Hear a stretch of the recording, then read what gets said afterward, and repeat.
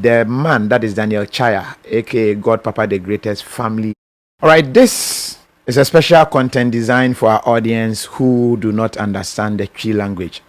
This content originally was created on Kofi TV, now on Kofi TV INT in the English version. A summary of what is happening between the couple, TikTok couple as are being called. In fact, they became a sensation all over the internet, on Facebook, on TikTok, where they predominantly do a lot of video posts, and then Instagram as well. We followed up on the story, went to have an interview with them. We'll be breaking down these stories for our audience to understand how a pastor could all of a sudden become someone who doesn't believe in God and turn his church into a farm. The wife was also a great singer who was always singing in church to support the husband.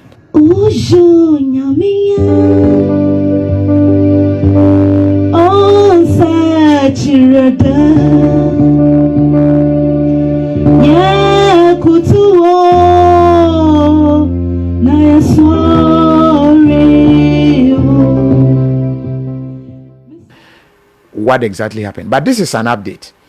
The two were paraded in Tema, in fact, to the Tema TDC court for the legal procedure to commence. What happened was, when they came out of the car, they were not worried at all with what was happening, though people around were watching them in some way.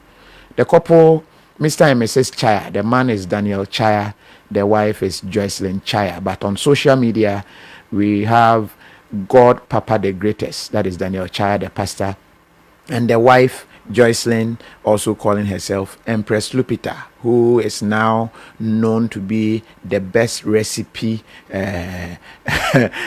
maker in Ghana. My new recipe, see na me ye. Sa until the command papa na wa kan hwe. Your friend Vivil recipe. Sa fufuo ne si ho sa no. In fact, the whole world now, she's been able to use frogs, snakes, in fact, other ingredients to cook sumptuous, delicious meals for the husband. When you check the court where they were taken to, the space is not that big, and so they had to wait outside till it was the 10 of their case.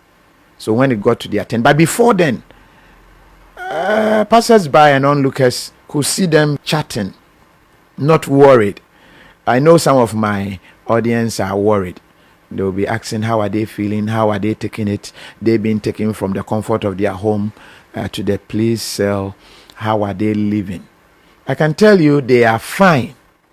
The family, that is the man's family, Daniel Chaya, or God Papa the Greatest, is doing marvelously well. They feed them in fact, not almost, every day they are fed. I understand they sometimes request for some special meal so they can really feel, currently, I understand they are being charged for murder. And then, because they also didn't allow coroner's inquest, they are also being charged for that. Murder, because they had 3 children. Currently, there is only one who is alive, the one who had to run from the house.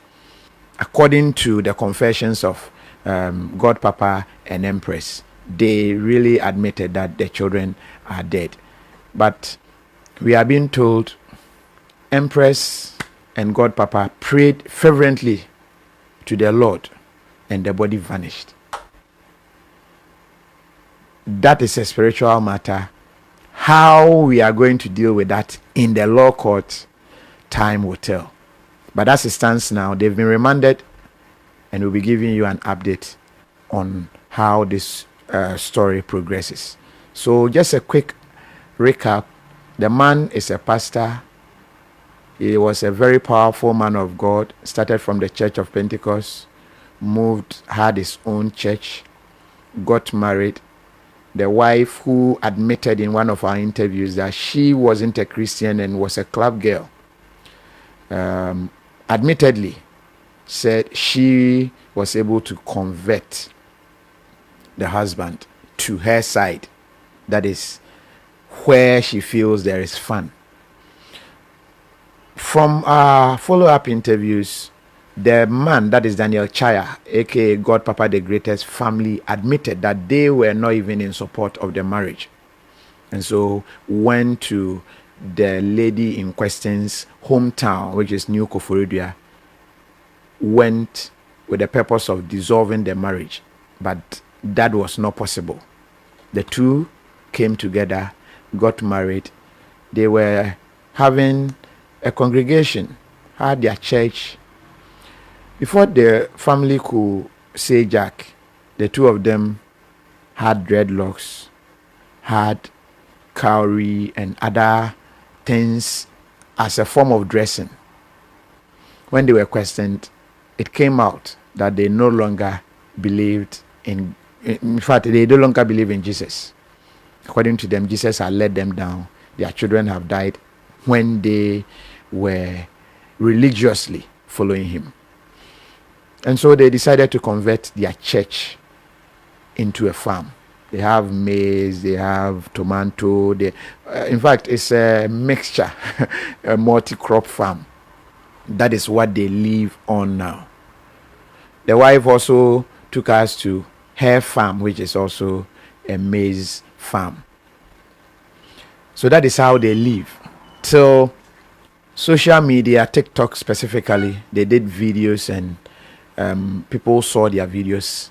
And the story that came out was that their children had died, and as a result, the pain, they couldn't handle it, and it gave them some psychological effect.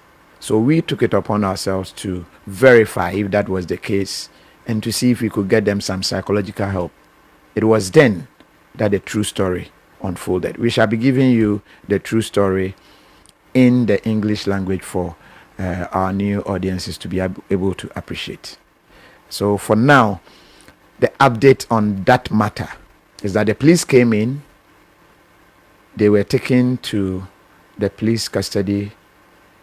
They were taken to court just yesterday because the courts, in fact, workers at the courts were on strike. They just resumed, and so yesterday they were taken to the courts. They've been remanded. They will reappear and we'll be giving you updates on this story. But one thing we know for sure, and what we ask of you, is to continue to remember them in your prayers.